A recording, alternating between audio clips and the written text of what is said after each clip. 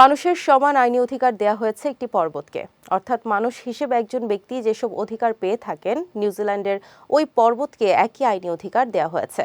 সম্প্রতি এমনটাই জানিয়েছে আন্তর্জাতিক সংবাদ মাধ্যম বিবিসি। বিস্তারিত সৈয়দ নওশাদের নেক্সট রিপোর্টে। দক্ষিণ প্রশান্ত মহাসাগরীয় দেশ নিউজিল্যান্ডের এক পর্বতের নাম মাউন্ট তারানাকি। বছরের পর বছর ধরে আলোচনার পর মানুষের সমান আইনি অধিকার দেয়া হয়েছে এই পর্বতটিকে। সম্প্রতি এক প্রতিবেদনে এই তথ্য জানিয়েছে আন্তর্জাতিক সংবাদ মাধ্যম বিবিসি। অর্থাৎ তারানাকি মাউঙ্গা বা মাউন্ট তারানাকি কার্যকরভাবে নিজের মালিকানা লাভ করবে এবং স্থানীয় আইই উপজাতি ও সরকার প্রতিনিধিরা এটি পরিচালনা করতে একসাথে কাজ করবে।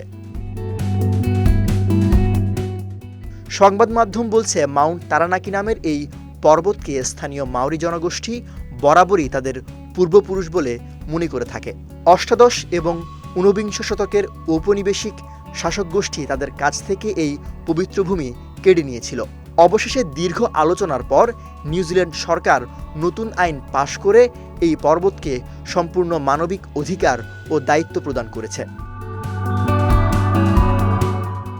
নতুন আইন অনুযায়ী তারানাকি পর্বতের মানব সত্তার নাম দেওয়া হয়েছে তে কাহই তুপুয়া। আইনিভাবে এখন এই পর্বত ও তার আশেপাশের ভূমিকে একটি জীবন্ত ও অবিভাজ্য সত্তা হিসেবে গণ্য করা হবে। এতে পর্বতটির সংরক্ষণ, ঐতিহ্যগত ব্যবহার ও এর সুস্থতা রক্ষার বিষয়েও সিদ্ধান্ত নেওয়া হবে। বিষয়টিকে ঐতিহাসিকভাবে ন্যায় বিচারের একটি গুরুত্বপূর্ণ পদক্ষেপ বলেও মনে করা হচ্ছে। মূলত মাওরি জনগণের বিরুদ্ধে উপনিবেশ আমলের অন্যায়ের স্বীকৃতি ও অবিচারের ক্ষতিপূরণ হিসেবে এই আইনটি করা হয়েছে। এর ফলে কেউ চাইলেই ওই অঞ্চলের ভূমি জোর করে কিনতে পারবে না। এছাড়া নিউজিল্যান্ডই বিশ্বে প্রথম দেশ যেখানে প্রকৃতিকে আইনিভাবে ব্যক্তি হিসেবে স্বীকৃতি দেওয়া হয়। এর আগে 2014 সালে এক বিশাল বনভূমিকে এবং 2017 সালে ওয়াঙ্গানুই নদীকেও একই স্বীকৃতি দেয় দেশটি। সৈয়দ নওশাদ, বিজয় টিভি, নিউজ ডেস্ক।